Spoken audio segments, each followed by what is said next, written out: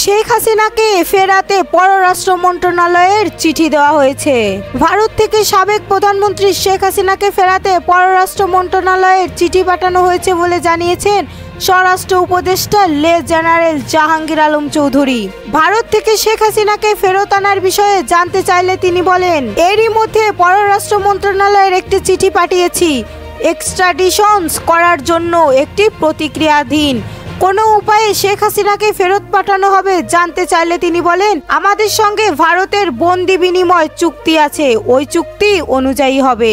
সম্প্রতি ৬,০০০ রোহিঙ্গা অনুপ্রবেশের বিষয়ে প্রশ্ন করা হলে স্বরাষ্ট্র উপদেষ্টা বলেন, ২ মাস নয় বরং গত ১.৫-২ বছরে দেশে ৬০,০০০ রোহিঙ্গা প্রবেশ করেছে। আমরা রোহিঙ্গাদের আর কোনো অবস্থাতেই প্রবেশ করতে দেব না। তিনি আরও বলেন, মায়ানমারের সঙ্গে বর্ডার সীমান্তে আছে কি পুরোটাই আরাকান আর্মি দখলে চলে গেছে। আমাদের বিজেপির সঙ্গে যে কথা বলার অবস্থা ছিল এখন সেটিও নাই।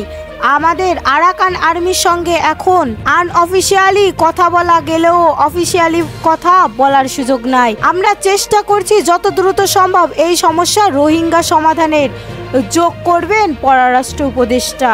বিশ্বের এই প্রথম প্রধানমন্ত্রী মসজিদের ইমাম একসঙ্গে পালিয়েছেন। দুর্নীতি দমন কমিশনের চেয়ারম্যান ডক্টর মোহাম্মদ আব্দুল মোমেন বলেছেন, পৃথিবীর ইতিহাসে এই প্রথম কোনো গণ অভ্যুত্থানের পর গণরোষের মুখে প্রধানমন্ত্রী থেকে শুরু করে মসজিদের ইমাম পর্যন্ত পালিয়ে গেছেন। ছাত্র জনতা সেটি করেই দেখিয়েছে। তিনি আরও বলেন, দুদকের কার্যক্রমের গতি বেড়েছে। এটি আপনারাই লিখেছেন। রাষ্ট্রের রন্ধে রন্ধে দুর্নীতি রয়েছে, সেই দুর্নীতি প্রতিরোধে সচেতনতা বাড়ানো জরুরি। আমরা কোনো লুকোচুরি করব না, সময় মতন সব কিছুরই সাংবাদিকদের সামনে তুলে ধরা হবে।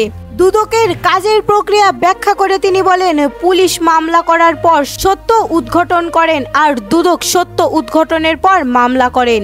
এর জন্য আমরা মামলাগুলো যাতে জনপ্রত্যাশার সঙ্গে সামঞ্জস্যপূর্ণ হয় সেটি আমরা নিশ্চিত করতে চাই। গলার কাটা ইভিএম নিয়ে এখন কি করবে নির্বাচন কমিশন? আসন্ন জাতীয় সংসদ নির্বাচনের ইলেকট্রনিক্স ভোটিং মেশিন ইভিএম কোনোভাবেই ব্যবহারের সুযোগ নেই। স্থানীয় সরকার নির্বাচনেও এই মেশিনগুলো ব্যবহার করা হবে কিনা সেটিও স্পষ্ট নয়। যদি কোনো নির্বাচনে ইভিএম ব্যবহার না করা হয় তাহলে এই মেশিনের রক্ষণাবেক্ষণের চ্যালেঞ্জ নিতে হবে নাসির উদ্দিন কমিশনকে।